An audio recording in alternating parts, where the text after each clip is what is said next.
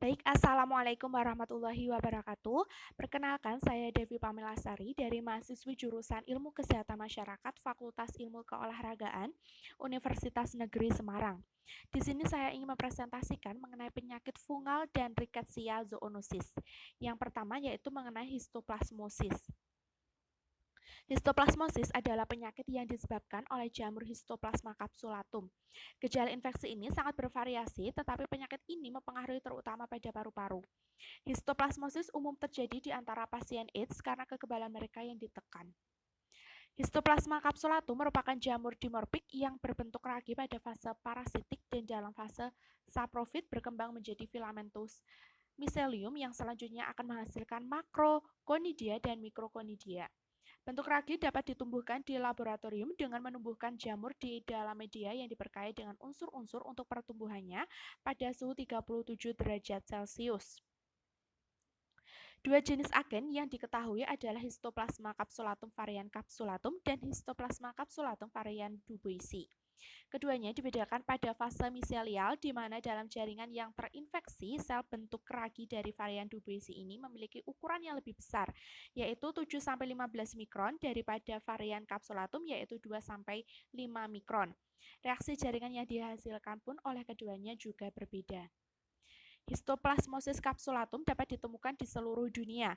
Agen ini bersifat endemik di wilayah tertentu dari Amerika Serikat, terutama di wilayah sekitar lembah Sungai Ohio dan wilayah hilir Sungai Mississippi.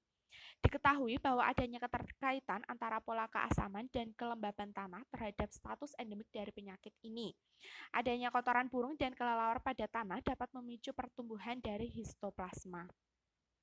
Penyakit pada manusia biasanya terjadi secara sporadik ataupun merupakan suatu wabah endemik.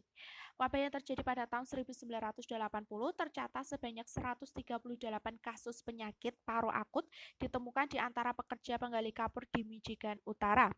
Namun, adanya kasus ini belum dianggap sebagai suatu wabah endemik.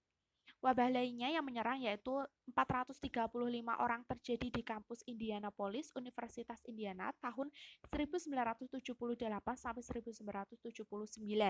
Selanjutnya pada tahun 1980 sampai 1981, wabah penyakit muncul kembali di daerah sekitar kampus dengan 51 kasus.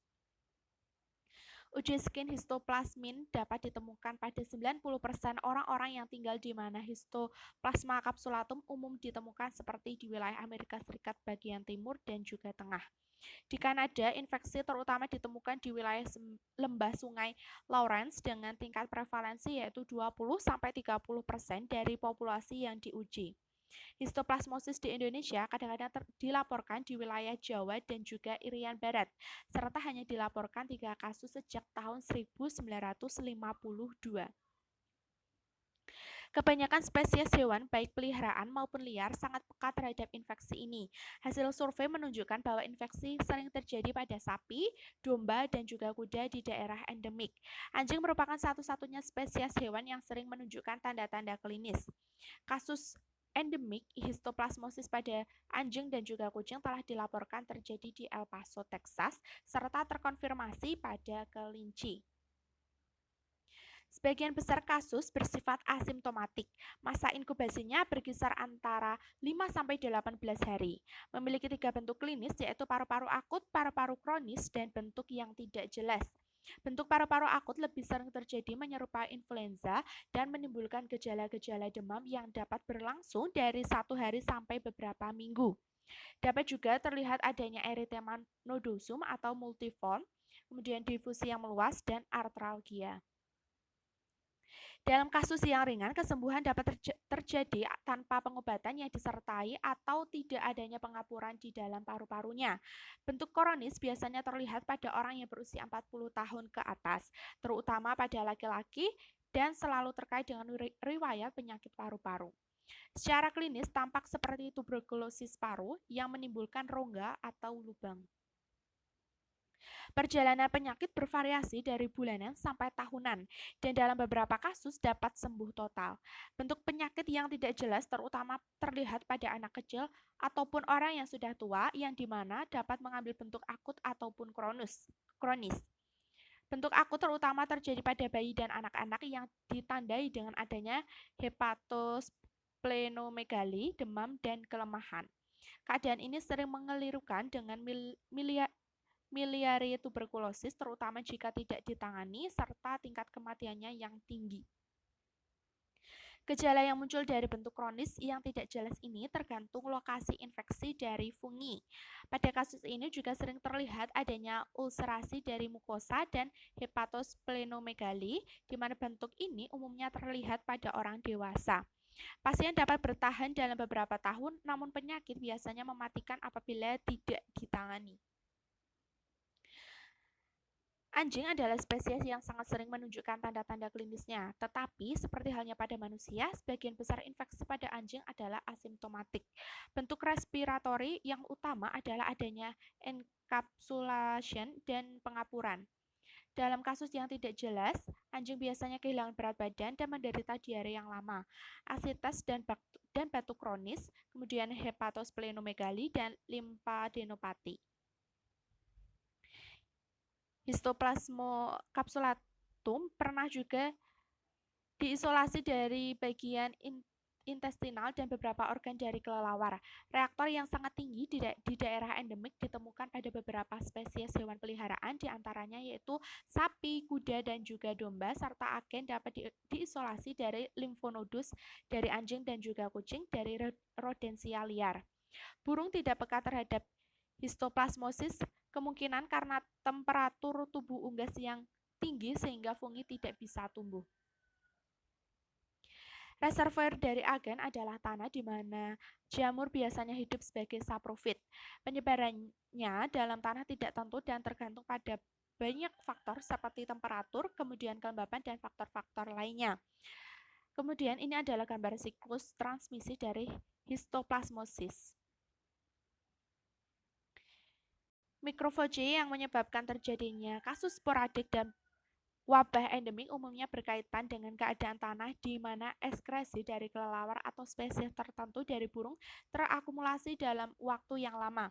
Ekskresi ini memberikan peluang kepada jamur untuk berkompetisi dengan mikroorganisme tanah lainnya sehingga akhirnya dapat bertahan hidup. Di sisi lain, burung sendiri tidak terinfeksi oleh Histoplasma capsulatum dan bertindak sebagai peran utama dalam epidemiologi karena memberikan kesempatan pada jamur untuk tumbuh dan berkembang pada ekskretanya. Manusia dapat terinfeksi apabila mengunjungi gua atau saluran-saluran yang banyak ada kelelawarnya. Manusia dan hewan dapat menjadi terinfeksi dari sumber yang sama yaitu tanah melalui rute respirasi. Infeksi biasanya terjadi bila mana foci-foci alamiah seperti perataan tanah, pembersihan atau perusakan struktur desa seperti khususnya kandang ayam, kemudian berkunjung ke gua kelelawar dan aktivitas lainnya diganggu oleh berbagai aktivitas yang selanjutnya akan menyebabkan terjadinya dari penyebaran agen. Diagnosis laboratorium dapat dilengkapi dengan pengujian mikroskop dari pewarnaan kotoran, kemudian immunofluorescence menggunakan spesimen klinik seperti sputum, eksudat ulcer, dan yang lainnya. Isolasi kuman dalam media biakan, kemudian inokulasi pada mencit, dan pengujian histopatologi. Pada uji histoplasmin diaplikasikan dengan cara yang sama dengan uji tuberkulin yang dibaca setelah 24-48 jam. Uji ini sensitif antara 1-2 bulan setelah infeksi dan berakhir dalam beberapa tahun. Uji ini memiliki nilai epidemiologi yang sangat tinggi. Sekalipun demikian, pemanfaatannya hanya terbatas untuk keperluan diagnosis klinis. Uji ini sepatutnya digunakan bersama-sama dengan uji koksidioidin dan blastomisin karena adanya reaksi silang. Hasil uji yang negatif biasanya terlihat pada infeksi awal atau penyakit dengan etiologi yang lain. Pada uji serologi, merupakan alat yang cukup canggih untuk diagnosis dan uji untuk blastomycosis dan coccidiomycosis semestinya dilakukan secara bersamaan. Kemudian, metode utama untuk pencegahan meliputi penurunan keterpaparan orang-orang terhadap terhadap debu dengan cara melakukan penyemprotan dengan larutan 3% formalin ke lantai saat membersihkan keranjang ayam atau tempat lainnya yang terkontaminasi. Selain itu, penggunaan masker juga disarankan. Kontrol agen pada vagi-vagi alami sangat sulit. Dalam satu wabah dimungkinkan untuk melakukan eradikasi terhadap jamur dari fokus alamiah dengan cara tindakan spraying pada tanah dengan formalin. Yang selanjutnya yaitu mengenai penyakit Q fever. Q fever merupakan penyakit infeksi yang disebabkan oleh Coxiella burnetii dari jenis bakteri yang menyerang manusia ataupun hewan. Organisme ini tidak umum ditemukan, tetapi dapat ditemukan pada sapi, domba, kambing, dan hewan peliharaan lain seperti anjing dan juga kucing. Coxiella burnetii memiliki bentuk yang berbeda dibandingkan dengan rickettsia lainnya dalam hal kemampuan selektivitas dan resistensinya yang tinggi terhadap agen fisik ataupun kimia. Mikroba dengan ukuran sekitar 300 sampai 1000 nanometer ini bersifat obligat intraseluler sehingga tidak bisa ditumbuhkan pada media buatan seperti layaknya bakteri lain. Perkembangbiakan Coxiella burnetii terjadi pada sel hewan saja. Di laboratorium, Coxiella burnetii dapat dibiarkan dalam telur ayam berembrio atau pada sel kultur. Di alam, siklus rickettsia ini terjadi pada caplak dan juga vertebrata liar. Kemudian untuk distribusi geografisnya tersebar luas di seluruh dunia dengan infeksi bersifat endemik di beberapa daerah. Negara-negara di Eropa Utara dianggap terbebas dari Q fever dan penderita yang ditemukan di wilayah tersebut diindikasikan mendapatkan infeksi yang berasal dari luar. Di Indonesia sendiri, hasil studi menunjukkan bahwa prevalensi Q fever bervariasi, yaitu dari 7% di Sumatera Barat sampai 59% di Nusa Tenggara Timur dengan rata-rata 25%. Q fever sering muncul sebagai kasus sporadik ataupun wabah infeksi pada manusia dan sering terlihat sebagai kasus yang asimptomatik. Bila mana gejala klinisnya nyata, penyakit dapat dikelirukan dengan demam. Atas alasan inilah kasus sporadik sering tidak terdiagnosis sehingga kejadian sebenarnya dari penyakit ini tidak diketahui. Di Australia sendiri, sebagai daerah endemik diperkirakan telah terjadi sekitar 2.000 kasus antara tahun 1979 sampai 1980. Wabah endemik terjadi di rumah pemotongan hewan dan processing wool. Di Uruguay, wabah endemik yang cukup besar terjadi tahun 1976 pada industri pengepakan daging yang berlangsung selama 1 bulan dengan angka kesakitan sebesar 310 orang dari 630 pekerja. Serta dokter hewan yang melakukan pengamatan pun juga menjadi sakit. Uji serologi terhadap beberapa daerah endemik menunjukkan jumlah yang nyata dari reaktor penyakit di antara sapi, kambing, dan juga domba. Dalam studi seroepidemiologi di Kolombia, diketahui 57% dari 482 sapi perah ditemukan positif antibodi dengan uji complement fixation test. Masa inkubasi pada manusia berkisar antara 2 minggu sampai 1 bulan. Serangan penyakit terjadi secara tiba-tiba yang ditandai dengan demam, kedinginan, berkeringat banyak, kelemahan, anoreksia, mialgia, dan kadang-kadang mual dan juga muntah. Demam bersifat turun naik dan berlangsung 9-14 hari. Gejala utama dari penyakit adalah sepalgia yang meluas dan umumnya kesakitan pada retrookular.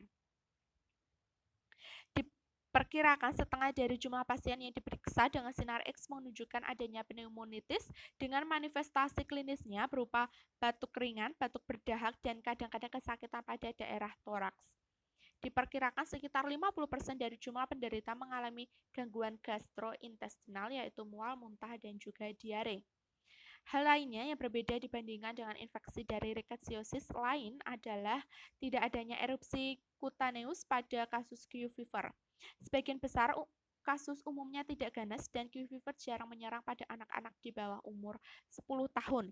Penyakit lebih serius pada orang-orang yang berumur di atas 40 tahun. Mortalitasnya kurang dari 1%. Sementara itu penyakit umumnya berjalan secara kronis dan utamanya mempengaruhi pada sistem kardiovaskular. Secara umum, infeksi pada hewan peliharaan bersifat subklinis. Namun pada infeksi yang berat, Coxiella burnetii dapat ditularkan secara transplasenta ke fetus yang dapat menimbulkan keguguran, terutama pada domba. Pada sapi, selain keguguran dapat juga terjadi gangguan kesuburan. Penularan antara hewan dapat juga terjadi secara kontak sewaktu melahirkan.